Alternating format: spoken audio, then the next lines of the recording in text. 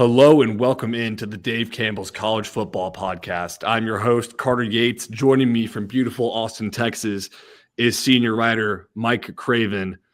And Craven, we're going to start off this show a little differently, not just doing a Week 6 preview of games, but talking about coaching news or lack thereof, coaching rumors in the state of Texas. And let's start off with SMU head coach Rhett Lashlee and him being linked to the Arkansas job. And I'll let you take the floor here. You wrote the story about it on why SMU is the better job than Arkansas fans. Arkansas fans found that and did not agree. But sure. Yeah, tell us why you think that is. Well, I recognize that it's a crazy statement on the surface, right? I mean, for all of our lives, for your life, my life, SMU has not been a better job than Arkansas. But in the new era, with SMU moving up to the ACC, revenue share, NIL, all that kind of stuff, it seems to me that the important job or the important parts of a job right now are resources compared to your peers and a path to the college football playoff. And at SMU, I think it's advantage SMU in both of those categories, right? Like, even if the money is equal at SMU and Arkansas, let's say Arkansas and SMU are both committed to the full salary cap. They're going to go $15 to $17 million. There's not going to be much money on top of that. That's a really good ACC roster, like a top 4 or 5 ACC roster. That is the 10th or 11th best roster in the SEC. And so as the college football playoff expands to 16 games, which it will soon, I would imagine, there's going to be 2 to 4 ACC teams in it every single year. And you have a better shot, in my opinion, at SMU to be one of those 2 to 4 teams on a year in, year out basis than you do being one of the top 6 SEC teams. Because even if more teams in the SEC make it, it's not going to be you. There's a pecking order to this. And if you bring up the SEC standings for the year and just start going through the jobs and which one Arkansas is better than, I think the only ones you can definitively say that it's better than is Vanderbilt, Mississippi State, and Kentucky. I'd agree with that. So in theory, if you have them behind Ole Miss, Missouri, and South Carolina, which I think are in their tier, if you have them behind those 3 jobs, they're the 13th best job in the SEC. And SMU, like you wrote, is at worst fourth best job. Right. Yeah. With the resources being in Dallas, the proximity to talent because of that, not only in the recruiting ranks, but in the transfer portal and guys wanting to come home, you've already proven it. Like, people point to Arkansas's success under Bobby Petrino as proof that the Razorbacks can thrive. That might as well have been in the dinosaur age. There are 3.5 programs that are better than them that have been added to the SEC since 2011. When those seasons happened in 2010, 2011, he gets fired because he lied about the motorcycle crash situation. And then A&M and Missouri joined the conference. And A&M is unquestionably a better job than Arkansas. Missouri is right there. So we'll make that 1.5 better jobs or better programs. And then in 2024, Texas and Oklahoma come, which are clearly better programs and better jobs. And so if you used to be the 6th or 7th best job in the SEC and you could punch in to the 2nd or 3rd best and make a conference championship every now and then, you hit it right with a coach, you win a couple of a double-digit win seasons, sure. But when you're the 10th or 11th best job, like, I guess I could be talked into that Arkansas could be what Ole Miss is. But the odds of that are very tough. You got to really hit that. You have to have some real buy-in from the university. And on that point, the other side of it for Arkansas is they want to win in basketball and baseball. Yeah, if you don't believe us, believe the athletic director who said we are set up to win a national championship in basketball and baseball, but not football. So I just think if you're Rhett Lashlee, you're at a place where they will build a statue for you if you stay there for 10 years and keep having the success that you've had, if you're happy. If you win 8 or 9 games most years and every 3rd year win 10 or 11 and play for the ACC championship and get into the playoffs 2 every 5-6 years or whatever, like, you're going to be the best coach in the history of the school. You go to Arkansas, you have a real chance of being fired in 3 or 4 years. Like, ask Scott Frost. if going home is always the best for you. And then even if you don't believe any of this, right? Even if you are Arkansas is Arkansas, it's got 80,000 people that come to the games. They can pay the coach more. They have the frozen chicken money. It'll come out of the woodworks if they like the head coach. It's in the SEC. Like, there's no way SMU is the better job than Arkansas. Even if you believe that. I don't, but even if you do, better jobs than Arkansas in that conference are going to come open over the next 2 months. And if you're Rhett Lashley, you have a good chance of getting one, specifically the one at Auburn, where you also have some ties. Like, you didn't go to school there, but you were there, when they were at their best.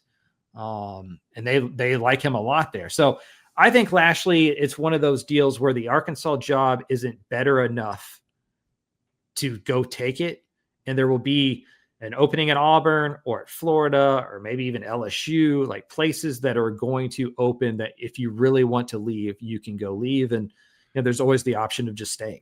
I can so see that scenario where Rhett Lashley says no to Arkansas and the SMU contingent rises up and says, who said we aren't a part of major college football? Our head coach is staying in SMU and in Dallas and negging the SEC and going to their job. And then he goes to LSU in like 2 months. It's like, crap. Right. But I think if you're an SMU fan, you realize that the LSU job is better. The fact that Arkansas isn't a better job, or at least it's a legitimate discussion on if it's a better job, is great. It's already a win. But you're not LSU. Yes. Not many people are LSU. Right. I mean, you're leaving Texas Tech for LSU. Like LSU's top 5 job in the country. LSU might be the best job in the country. Are you leaving SMU and Texas Tech for Auburn? That's the real question now. I would be leaving SMU for Auburn. Yes. Mm-hmm. Mostly because I'd be worried. One, you have a chance to win the SEC. I think Auburn is one of the programs where you legitimately can win a national championship. You can recruit and you have the resource, like you have the buy-in, like you can go win at Auburn. They've done it, and he was there when they've done it. Right. So but the real reason I would leave for an Auburn from an SMU is you got to worry about the Super League and the ACC and like where that's going to be. And if it's a better job, then maybe that's also a deciding factor, right? Where it's like, okay, the Arkansas job's not a better job. By the time the Super League happens, I could be fired at Arkansas, right? Like but if I think I can go win at Auburn, then maybe you're worried about like what the AC, there's layers to it. And so I do think I would leave for an Auburn. I would definitely leave for like the state school, like a Florida or LSU. But I don't think I would leave for Arkansas unless you just want to go home. Right. And like he grew up an Arkansas fan. He's from Arkansas. He won state championships there. He played for the Razorbacks. Like, I mean, we all have things that we love. His parents live in Arkansas. Yeah. We all have things that we love. Right. And if you grew up, not even Lashley for Arkansas, you can apply this to any coach. Like if you grew up a fan of a program and of a state and you're from, like, it may have just been your dream since you were 4. And so you go and do it. You go and try and do it. And so that's always a part of this equation as well. I think he does have to factor, like you've mentioned before in this podcast, Arkansas might have chosen other sports like baseball and basketball to compete in with that Tyson's chicken money, backing up the Brinks truck for Coach Cal and the basketball team. And they are one of the few SEC teams I think that has not chosen football, aside from it's like them and Vanderbilt basically that have chosen other sports. And maybe that's a Pittman thing. I mean, you saw Auburn kind of withhold money from Harsin kind of at the end of the deal. Like they were getting him fired. And so maybe they saw the sink shipping and they didn't want to throw $10 million at going 7-5. And they didn't think Sam Pittman would be able to get over the hump and get to 9 or 10 wins. Lashley, one of his strengths is he knows how to get stuff from billionaires. He has proven that at SMU. And he's a native son who's from that state, who speaks that language, who probably already knows a lot of those guys and the power players there. Like you can sell me on for Lashley. That is a really good job and one that has a high ceiling. I guess I just wouldn't leave the floor. And at SMU, you can really go win on a consistent basis and become a perennial CFP ACC championship type team. You can sell me on that future at SMU. I don't, even if occasionally you pop and have one of those big years at Arkansas, like Ole Miss is having this year, are you going to jump Alabama and Georgia and Texas A&M and LSU and Florida? Like, you just go down the list and you're like, man, I don't know. I don't know how you win there. I don't know how you win big there. And for that reason, unless it's a job I know I can go win big at, I'm going to stay at the school that I've already proven I can win big at. Yeah, my automatic lights in here just turned off. I think the Tyson's Chicken people cut my lights. So if I cut out for the rest of this podcast, that is why. On the Arkansas side of this, of flirting with Rhett Lashley, it's not like they've never tried to hire an offensive-minded coach from SMU, right? Yeah, I don't know if Morris is necessarily attached to SMU in that way. I think he may be more attached to like Texas high school football in that way. And so I think if Morris residue hurts anybody in the state for that Arkansas job, it might be Jeff Traylor at UTSA. Okay. He was part of that staff. He too is a Texas high school football coach. At that time, SMU was a G5 job, or what we would have considered the G5. That terminology didn't exist, but that type of job where now you've gone to the ACC championship, you've gone to the college football playoff. I don't see that. I don't think they look at Lashley as somebody who'd have to like take a huge step up. That he's coached at the big level. He's been in Auburn, but I could see that rap with Traylor. And I guess that leads to the bigger discussion of, I think in the state, the only coach really on the hot seat in theory would be Dave Aranda. I don't think anybody else would get fired. And I honestly, if you put a gun to my head, I wouldn't pick Aranda to getting fired. I would imagine Aranda is more likely to be the head coach at Baylor in 2026 than not. I'm just saying he's the only, the other guys just haven't been there long enough, or they've had enough success where they're going to get another year or two. But that doesn't mean we're out of the woods as a state in terms of like coaching changes. I think the coaching carousel in 2025 is going to be what two coaching carousels usually are combined, because last year was basically like a balk year where nobody wanted to dip their toe in the water because of the rev share and the uncertainty of what that is. But now that that's smoke's clearing a little bit, I think we're going to get double-digit Power 4 jobs open. There's going to be multiple SEC jobs. And the trickle-up effect of that, I think it's going to impact the Lone Star State, Eric Morris at North Texas, G.J. Kinney at Texas State, just mentioned Jeff Traylor at UTSA. And then that opens up those jobs and what that becomes there. So the idea that we're going to have 13 coaches return for 2026, I think was always probably a pipe dream.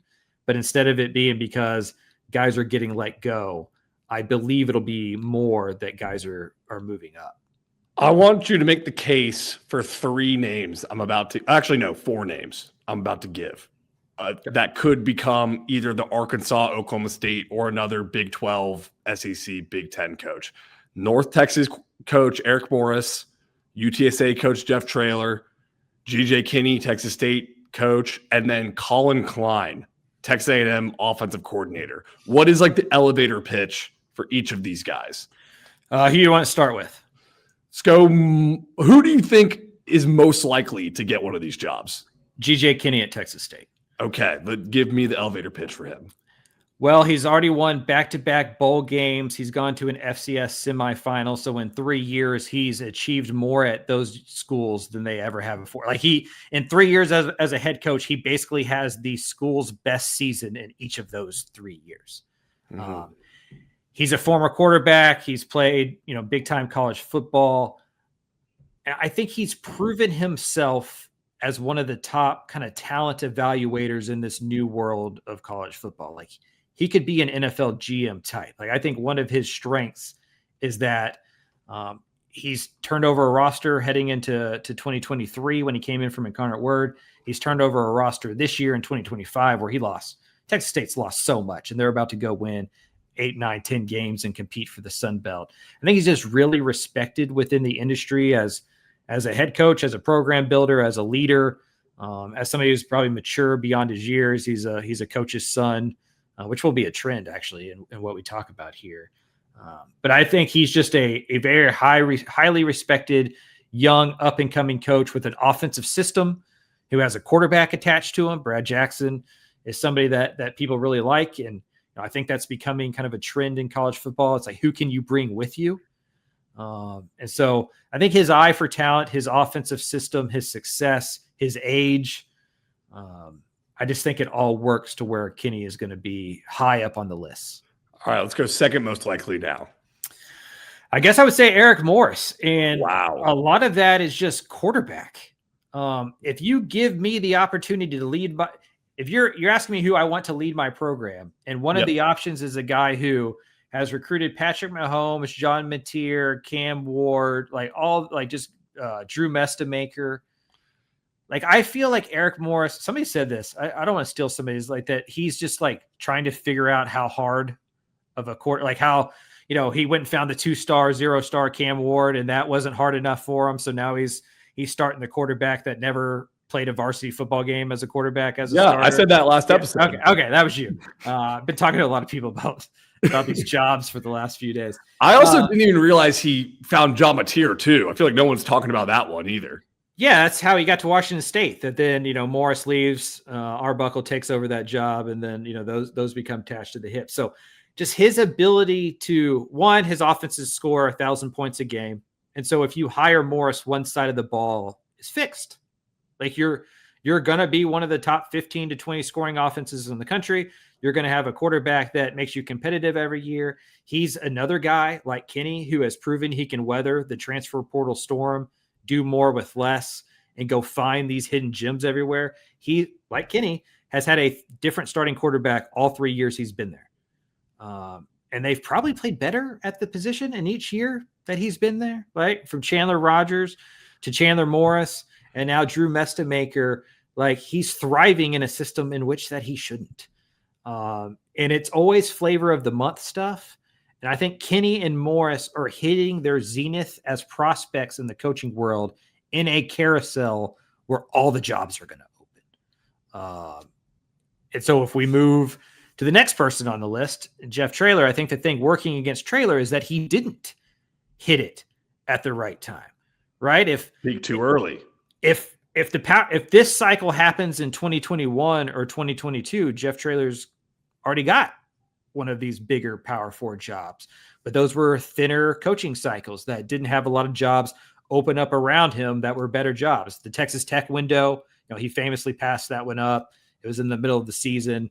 He didn't want to leave. Texas Tech wasn't the job it is now when he passed that up. In Houston and A&M, they went with Mike Elko, who was somebody who had been there before, and they went with Willie Fritz, who, is a legend in the coaching industry. And so A&M technically tried to go with Mark Stoops, but yes, I digress. That's true. That's true. Shout out Billy Lucci for saving that one. If I think, again, like the flavor of the month thing where, GJ Kinney's best regular season is 7-5. Eric Morris hasn't finished over 500 at North Texas coach, but they've built momentum in a year in which these are opening up. Traylor was so good for 3 years in a row, but they're about 500 over the last 2 years, and it can fade quickly, especially when you have that like G5 tag to you already. And he's not known as like the offensive play caller as a Kenny or a Morris, where you're also bringing in, you're hiring him as a program builder, as like the CEO kind of head coach, old school kind of head coach type. And they haven't won 10 games and played for conference championships the last 2 years. Yes, the stock has cooled a bit because they're 9-8 since the start of 2024. I want to read you some quotes from all the coaches who have been asked about the rumors of them at a different job. So Jeff Traylor says, "I have a long contract here. That was intentional. We love it here. We have plans for this place deep, deep into the future."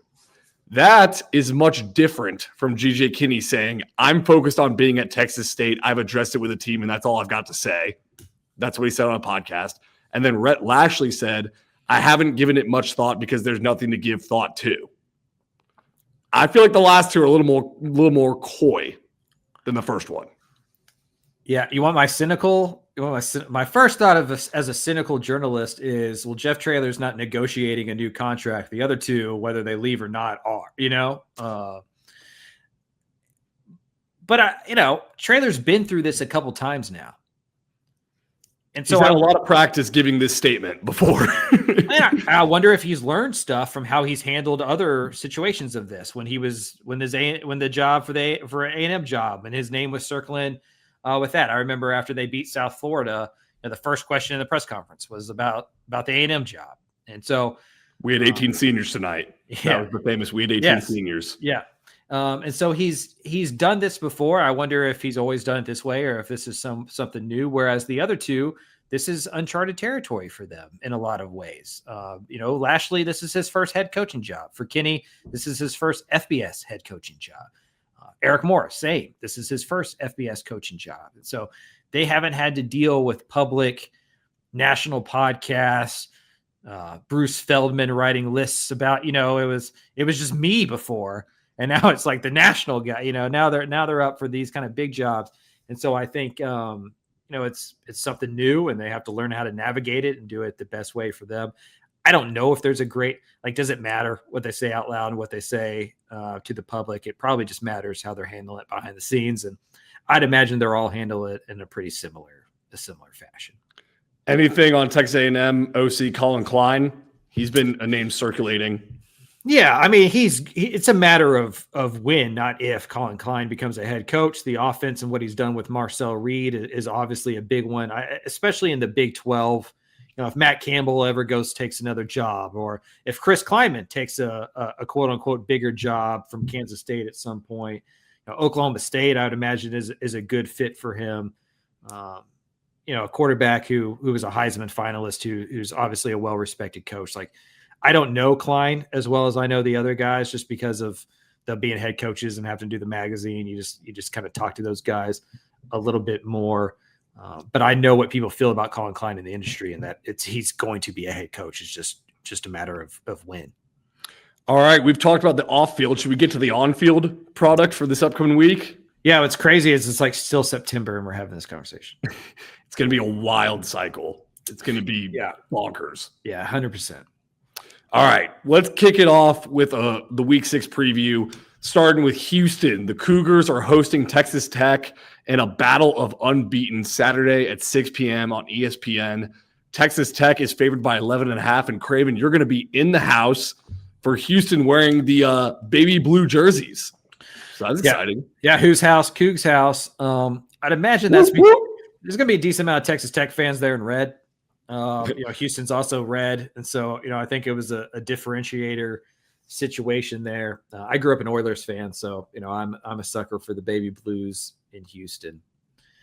I was going to start off by Shield Wood, you would imagine would have an advantage. He knows some of the personnel at Houston. He knows what they're going to do, but it's such a completely different team. He has no idea, right? They have 9 new transfers on offense starting, a new offensive coordinator over there.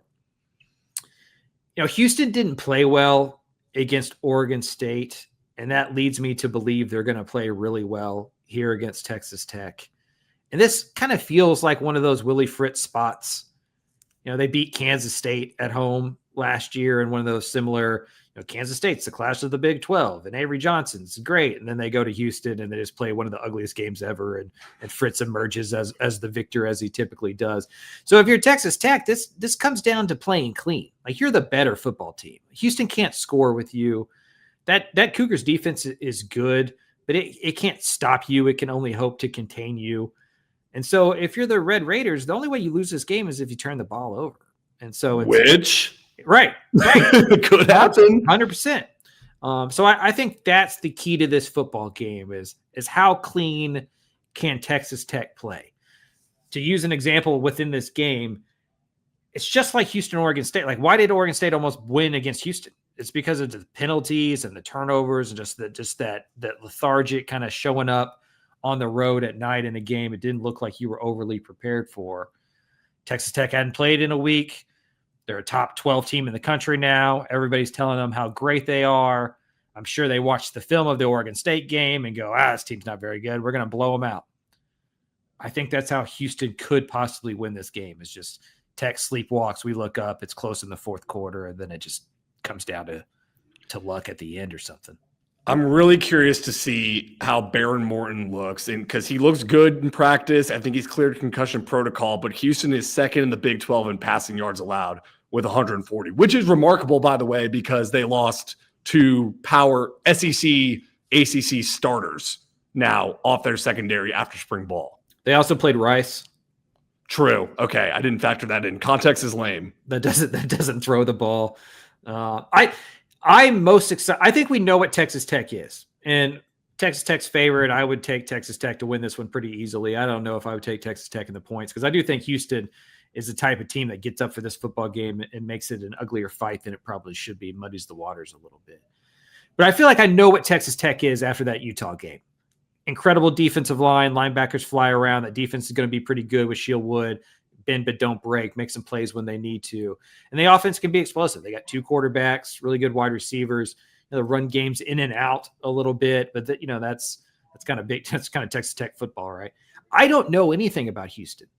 I don't know how good Houston is or how not good Houston is. I don't know how much better the offense is and how explosive it can be. I don't, to your point about the secondary, how have they replaced AJ Halsey and Jeremiah Wilson? Like, they haven't been tested with talent too much yet. This is going to be the first time Houston shows up on a football field, looks across the way and sees better talent than they have. I'm excited to because I don't think Colorado's good at all. Oregon State's not good. You play Rice and SFA. So this is the first. There's a reason the Cougars are the only undefeated Power 4 team to not have a single vote in the AP or coaches poll. And it's because we don't know who they are. Saturday is going to give us a look at what that is. Yeah, it feels like everyone is just said Houston is a paper tiger or a paper cougar or whatever you want to say. But also Texas Tech, until the Houston game, didn't play anybody either, and everyone was like, oh, they're awesome. So Houston gets no benefit of the doubt on this. But I don't know if they should. Right. I don't know if they should either. Excited to see Connor Wigman play. I'm worried about the Houston offensive line against the Texas Tech defensive line. Dalton Merriman's there, who played at Texas Tech, and they've upgraded so much. Like, there's been some injuries along that Houston offensive line that they're going to have to worry about. Like, can they establish? Because to me, Houston wins this game by creating turnovers and like establishing the run, getting ahead of the change. So Connor Wigman's in 3rd and 3. Because if this Houston offensive line has to block Texas Tech in 3rd and 8+, Connor Wigman's in some trouble. Like, he's going to be under attack for most of the game. So Houston, when they have the ball, I think the key is to win first down, win second down, get into rhythm, get ahead of the chains, and keep Texas Tech from David Bailey and Romello Height just like coming at you.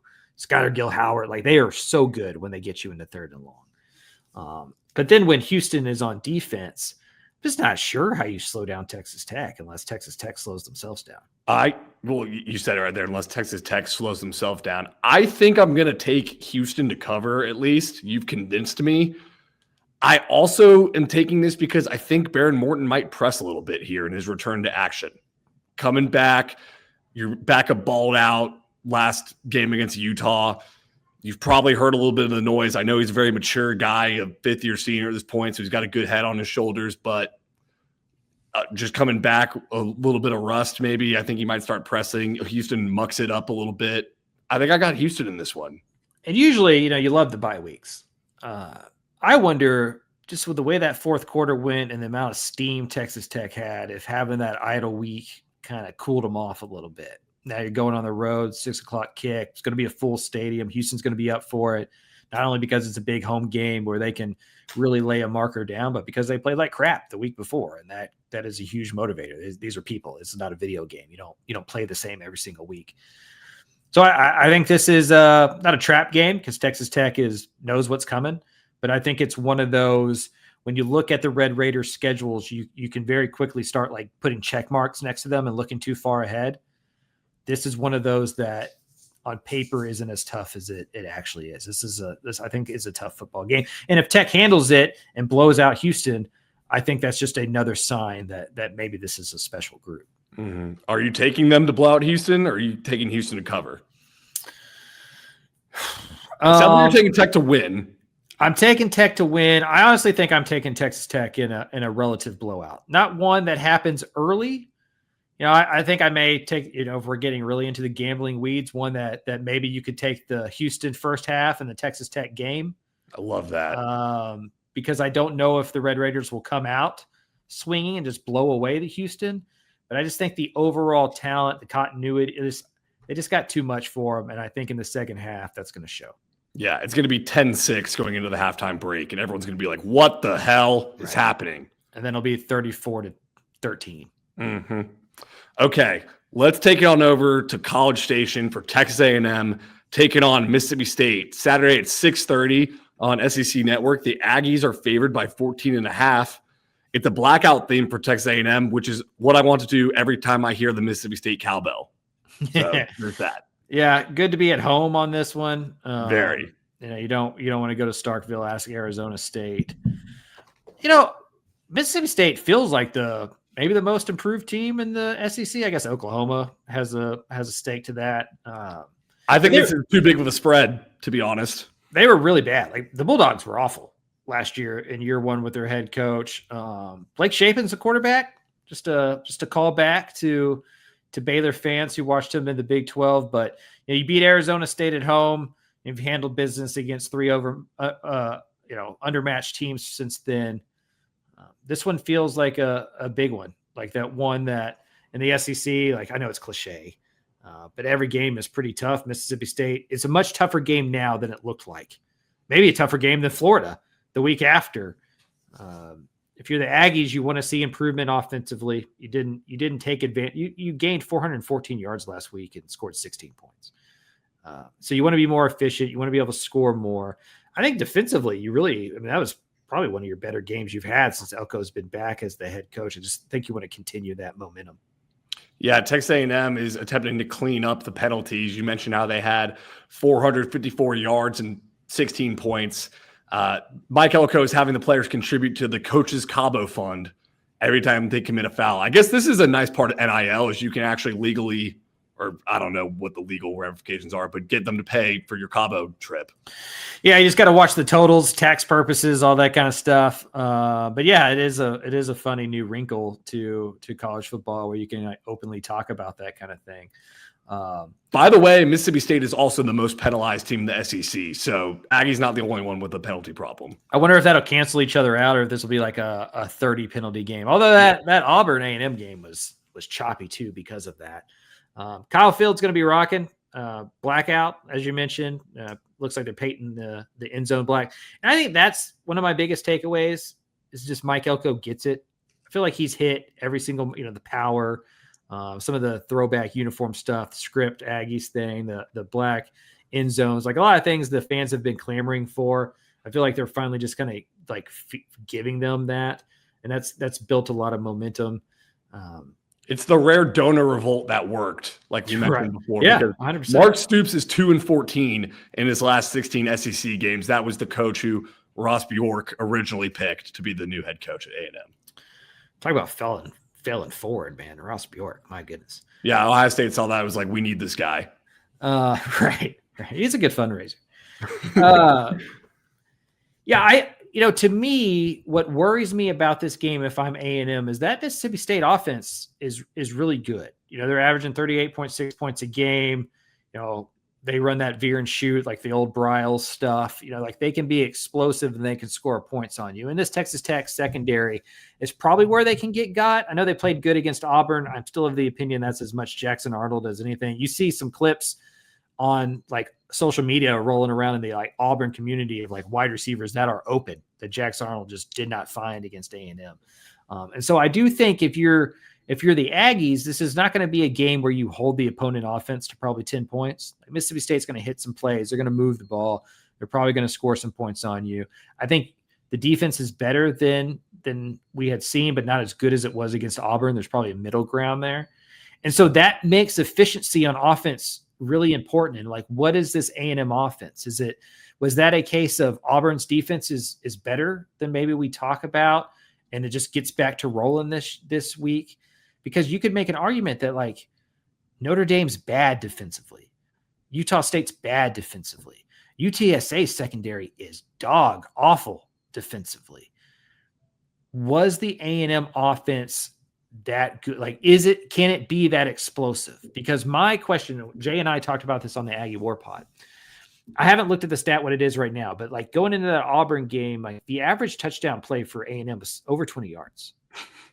Like they were scoring on big plays. Mm-hmm. And how sustainable is that? Is that a good sign? Like, hey, look at our big play potential and what our wide receiver transfer portals are. And Marcel Reed, like y'all said, he couldn't pass the ball, but look. Or was that like a mirage? And like eventually these SEC defenses with real bodies that can make you like work, like would it show some cracks in this thing? No, they entered the Auburn game with more passes than runs, but they exited with like almost a 2-1 run pass against Auburn. Is that the start of the Aggie offense looking like we thought it would going into the season? Or was that just a one-off game plan?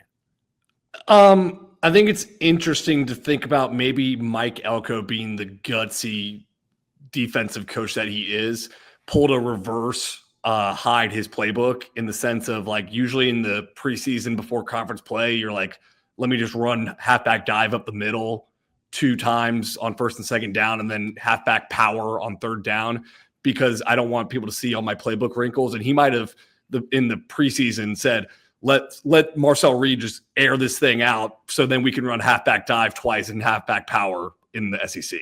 Yeah, definitely could. I mean, some of it's probably Le'Veon Moss getting a little healthier. A&M was having a hard time, as you pointed out in the recap show, kind of blocking Auburn and pass pro. And, I think you could have given Auburn 16 quarters and they weren't going to go 50-plus yards on the Aggie defense. And so, some of it's game flow where I'm sure Elko gets into the headset and is like, the only way they're beating us if we turn the ball over and stuff, like run the ball, punt the ball, let's play field position and we can win this one. I'm just curious as what that A&M offensive identity becomes like as we get further and further into the season. But it feels like they're going to need points to slow down Mississippi State, who, I think aren't a great football team, but I think the offense is capable of putting up some points on A&M.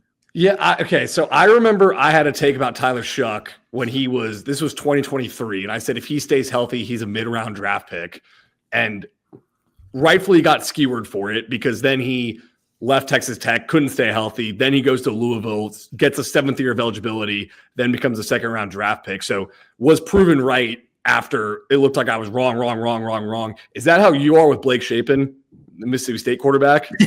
Yeah, that's probably true. Blake Shapen is an old. Mike Craven is an old Blake Shapen believer. I still think Blake Shapen got thrown out with the bathwater. I think the offense was bad, not the quarterback necessarily, and the defense was bad. And I've been proven right there. Right, mm-hmm. Like the offense and the quarterback were not the main ailments of the Baylor Bears football team. Everything. I think we're seeing this across college football. There's no replacement for experience and just going through it in quarterback development. I think we just forgot that that's a position that just takes snaps. You just can't get good at it until you've done it a bunch. And Shapen's now done it a bunch, and he's in a system that fits him when he was recruited to play in. And I think it's opened him up on top of the experience and the age and the maturity and just the game reps. Like, it's the benefit of having an old quarterback, and Mississippi State's has that bump this year. I think the spread is huge, which makes me want to take Mississippi State. But then also Mike Elko shouted out Reveille 9, Reveille IX, I believe that is 9, the Roman numeral, who passed away recently. Did they not teach that in school anymore? Huh? Did they not teach Roman numerals in school anymore? You said that with like real question, like you didn't like. No. I'm gonna start testing your Roman numerals. Understanding. No Roman numerals, and also we stopped learning cursive at like letter I. So I got like halfway through, and they're like, "We're not doing this anymore." Actually, I remember taking the SAT, and like the last question was to write something in cursive on a prompt. Like you had to like write in cursive. That's how. Yeah, I was watching American Pie with the fiance last Saturday. And they pulled up a mom's note when she left the pie for her kid to eat. He didn't eat the pie, by the way. But the writing was in cursive, and I was like, I can't read this. Like, I don't know. That might well be hieroglyphics. Yeah, that was a pivotal movie of my growing up, my adolescence. Like I am the same age of the people in American Pie. Like it was like made for me, you know. So yeah, that's a classic. For sure. All right, I'm taking Texas A&M in this one, and the points. Yeah, I'm taking A&M and the points too. I think the offense gets back to scoring a bunch of points. I think at night that's a very tough place to play. This feels like a free run for Mississippi State. I just think this is one of those spots for A&M where they look good. Okay, our last spotlight game is going to be Texas traveling to the Swamp to face Florida Saturday at 2:30 p.m. Man, that's going to be humid. It's on ESPN. The Longhorns are favored by 6.5. Here's another movie reference. I know I say this one a lot, but like Arch Manning versus DJ Lagway in the preseason was the Christmas Vacation turkey when they're all around the table. It's like, wow, man, if this turkey is half as good as it looks, we're in for a real treat. And then they cut into it in weeks 3 and 4. Yeah. Man, that's a great analogy because in the summer, if you had asked me what 10 games are you most excited to watch in 2025 of like teams you cover, I think Texas, Florida would have snuck into the back half of it just because of the quarterback battle. Like it on paper felt like one of those that was supposed to be a preview of something you saw in the NFC Championship game in 7 years, right? Where it's like, remember when a young Arch Manning played at DJ Lagway and they both threw for 350 yards in a shootout in the Swamp, right? We'd be seeing that on Fox or something. Tony Romo would be talking about it. And instead you're like, these guys need another year. All the talk about who was going to get drafted first in the 2026 NFL draft was premature. Like DJ Lagway may not even be at Florida starting this year. So y'all know me. I'm not the biggest stat guy in the world. I'm not an analytics dude. I get paid to watch football. That's always worked out for me pretty good. You can ask my bank account. But if you look at like Stats of War, kind of the CFB graphs for Florida, Texas, it's just absolutely disgusting. Speaking of NFL games, the total is like an NFL game. It's like 44 or something. Like Vegas expects it to be gross. I think I'd still lean the under. Florida can't score any points. Texas's defense is the one unit I know about in this game. And then Florida's defense is pretty good too. Yeah. I mean, Florida's defense, they lost by 10 points to number 3 LSU with 5 DJ Lagway interceptions. Yeah. And then they were down 13-7 going into the fourth quarter against number 4 Miami. I think the defense is not Texas defense, but it's pretty good. It's a lot better than Sam Houston, which Arch Manning faced 2 weeks ago. Yeah, so imagine how bad Texas can beat them if they only turn it over 2 times. If Arch Manning only throws 2 interceptions, maybe Texas can win this one by 20. This is unscientific and not a football reason. It's a vibes thing. I think Florida is ready to eject out of this Billy Napier situation. What makes you say that? The fact that they were ready to do it midway through last season? Yeah, but I don't know if the roster did. He's lost the locker room. I just think eventually you just can't keep swimming uphill on it. And sometimes home is worse. Because if you're Texas, if you can start fast, like if this is 17-3 at the end of the first quarter, Florida's effing done. Mm-hmm. Like the Swamp's no longer going to be cheering against you. They're going to be booing their own people. It's going to become a fire Billy Napier stands emptying in the third quarter. So if like a team is ready to tap out, it's your obligation to tap them out. And I just think if you're Texas, not that you ever go into a game not wanting to start fast. I think you scheme up some stuff here and try to test their resolve because I don't think Florida's up for a 60-minute football game if they face some adversity. I think they're done. I think they're ready to be done.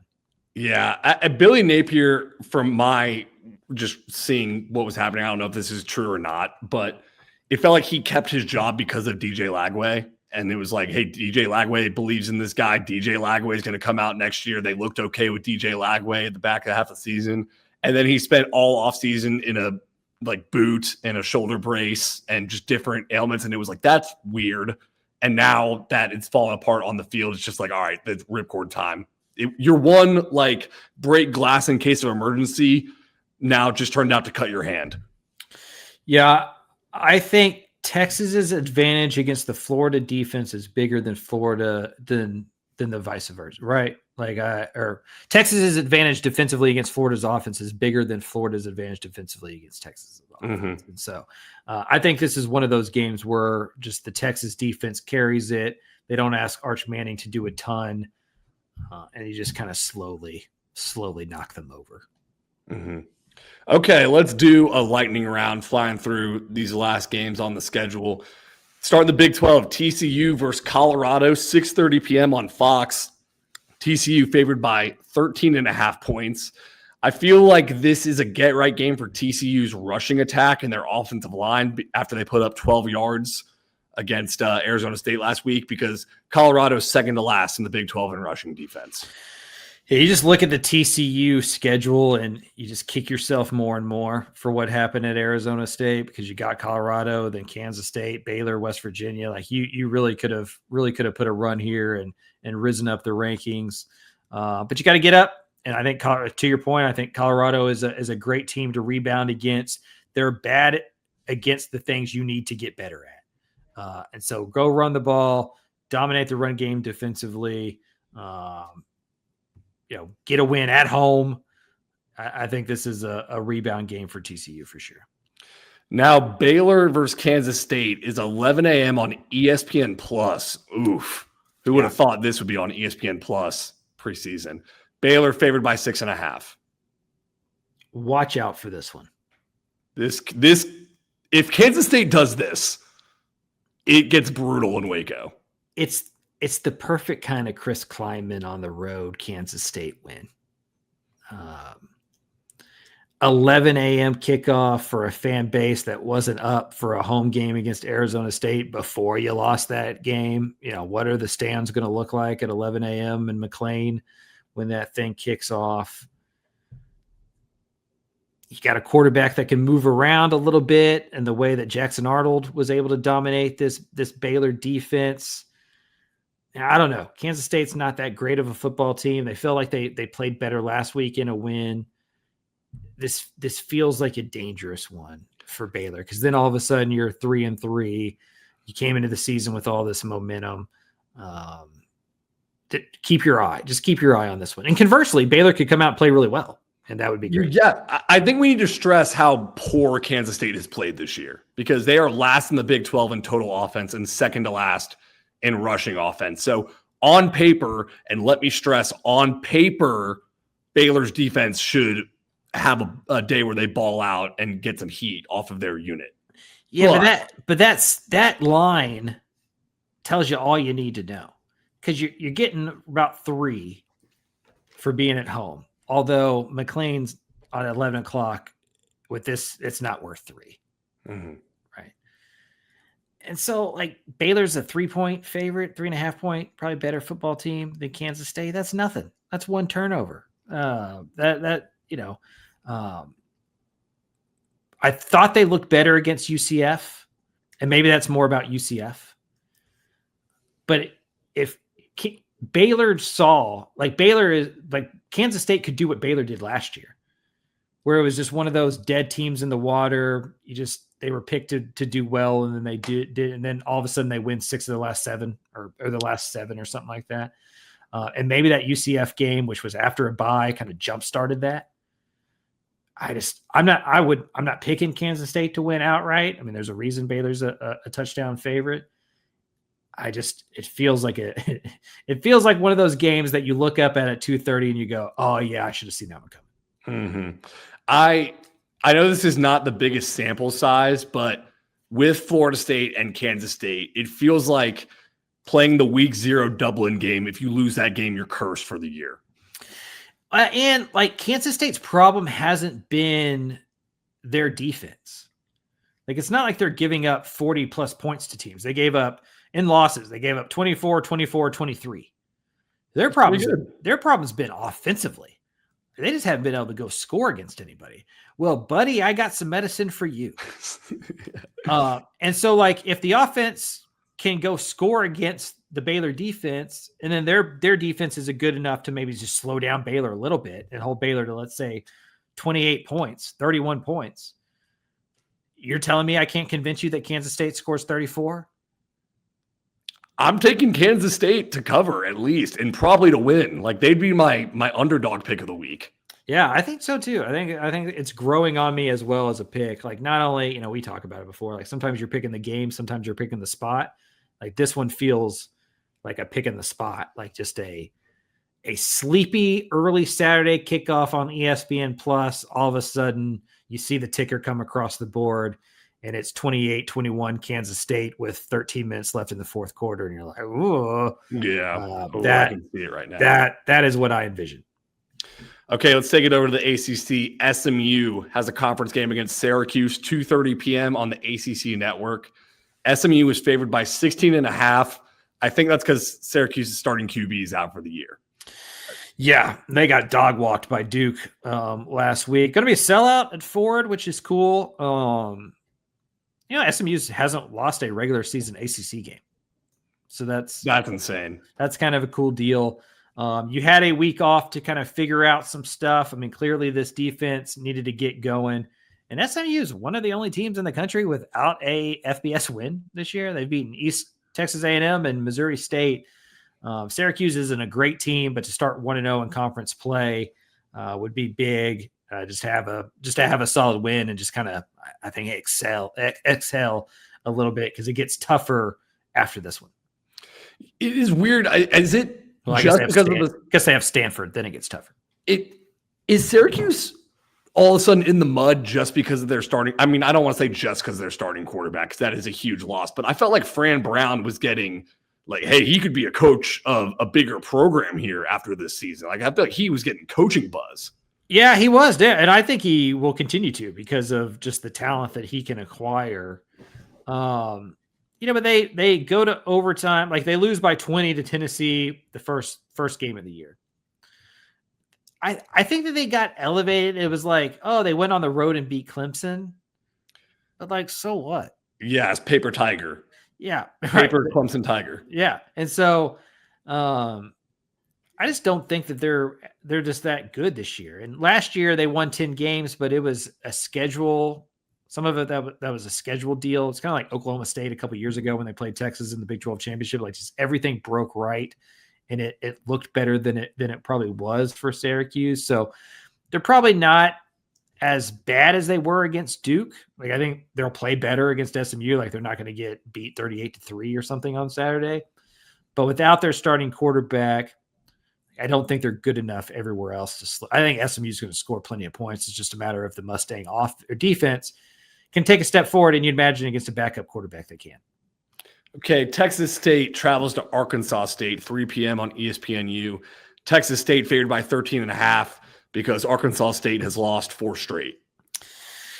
Yeah, the Sun Belt West not looking as good on paper as maybe those thought it would be going into the season. Arkansas State has lost 4 straight, as you mentioned. Some of those against good teams. Lost by 12 last week again to ULM, which I don't think is a very good team. So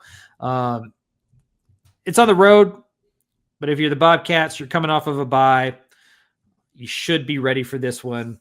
I think Arkansas is a team that kind of embarrassed Texas State in 2023, and coaches typically don't forget that kind of stuff. Like, the last time they went up to Arkansas State, they gave up like 60 points, if I'm remembering correctly.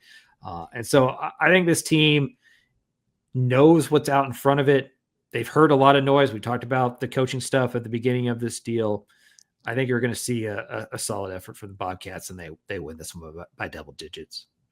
Okay, Rice takes on Florida Atlantic, 6 p.m. on ESPN Plus. Rice favored by 4.5. We get to see former Texas Tech offensive coordinator Zach Kittley again. He is the head coach of Florida Atlantic.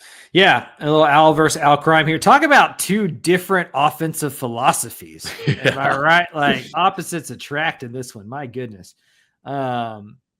Rice's stated goal since Scott Abel got there was to make a bowl game. They have won 3 games, so they need 3 more wins. Here are some of the I don't think that they can beat UTSA. I mean, they beat UTSA last year, so maybe this is paper stuff, right? Maybe this is bad podcasting. I don't think that they can beat UTSA, Memphis, North Texas, or South Florida. So that's 4. I agree. That's 4 that they're not going to get right there.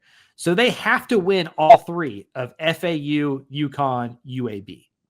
Like that is their route to a bowl game unless they pull an upset in one of those other ones. So if you're Scott Abel and this Rice team, you're coming, you're another team. You lose on the road against Navy last week in a game that, I think just showed you how far you needed to go, like as an option team, just like the benefits of recruiting towards an offense for a few years. But this one feels winnable. It's at home against another first-year head coach, as you mentioned. Your defense has played really well. So if you can go score some points and get some things going offensively, you got to like your chances. I would say it's not even just winnable. It's a must win if you want to go to that bowl game. Yeah, I do feel like it's a must win if you want to go bowling. All right, let's go to UTSA at Temple, noon on ESPN+. UTSA favored by 5.5. I cannot wait to watch Casey Keeler coach again, the Temple head coach, former Sam Houston coach. Yeah. I think if you're playing against UTSA, you load up against the box, try to stop Robert Henry and see if Owen McCown in that passing game can beat you. So far this year, it hasn't looked that great. McCown is a player. I thought this is the second year in a row that the thing I thought I could count on with UTSA has not been countable. Going into last year, you thought you could count on that defense with all the returning starters back. It ended up that unit was really bad. Going into this year, it's like, well, at least they'll be able to pass the ball.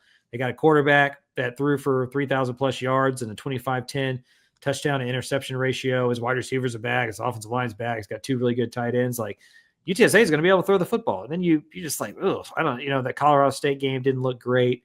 It just hasn't looked like it's been hitting in all cylinders. And maybe this is the type of game where you can kind of get that back and start a run against the American.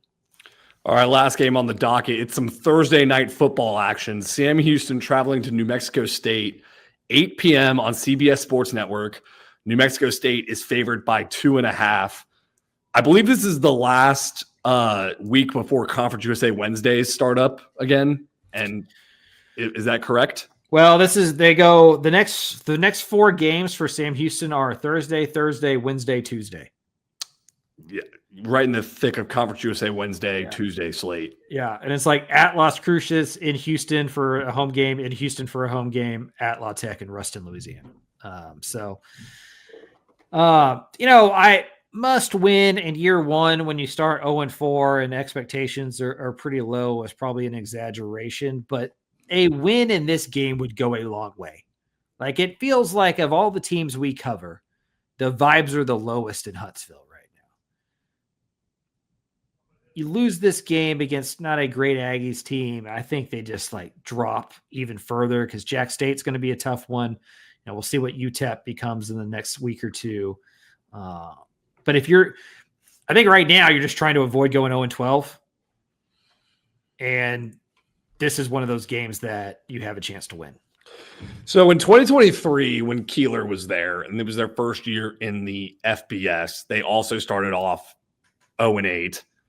But that was different, I think, from this year. Because in that 0-1 start, they were in every game, and every game was into the fourth quarter, and they kept finding a way to lose that game because it just felt like they were cursed that year.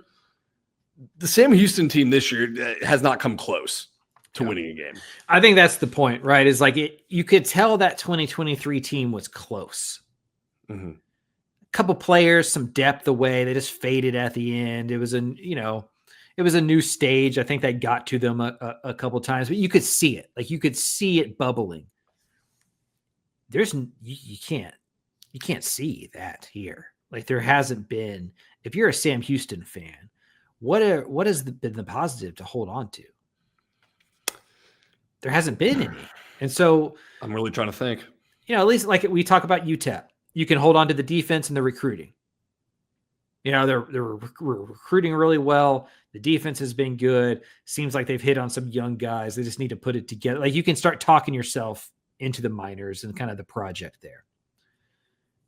At Sam Houston right now, they need some evidence, some like proof of concept. Going on the road, beating a New Mexico State team who isn't more talented than you would be a big step. And I think an Excel moment of like, okay, maybe this can get figured out, not just this year, but just in general, like we got a chance to compete. Yeah, I don't know if this year for Sam Houston there have been positives to point out to. If I can see it, I think there's just been excuses to point to as why it looks like it is. Yes, and as you get into the midway point of the season, that wears thin, and it's like we're not asking you to go 10-2. We're asking you to be competitive against New Mexico State. Mm-hmm. Yeah, the line's 2.5. Right. And so if you go on the road and you lose by double digits again, I just, it's going to get worse and worse in terms of just the vibes around it. Mm-hmm. Okay, that is going to wrap it up for the Week 6 preview. Pretty good week coming up. I know we had a lot of teams off last week. Got some high-profile games here that I'm excited to watch. Craven, any closing thoughts before we head on out of here?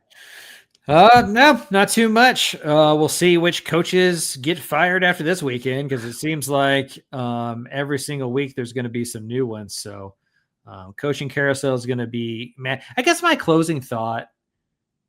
No, I don't really have any. No, good. My closing thought is I remember a couple years back when Dave Aranda said he doesn't like the Kia December to Remember sales event commercials because that means a coach is getting fired.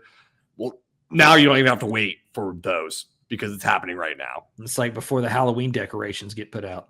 Mm-hmm. Yeah, we are moving at warp speed on the coaching carousel. So keep an eye out for that, as well as, man, we got football every weekend. How lucky are we? All right, y'all. That's gonna do it for the Week 6 preview. For senior writer Mike Craven, I am host Carter Yates signing off, and we'll see you Monday morning to recap the weekend.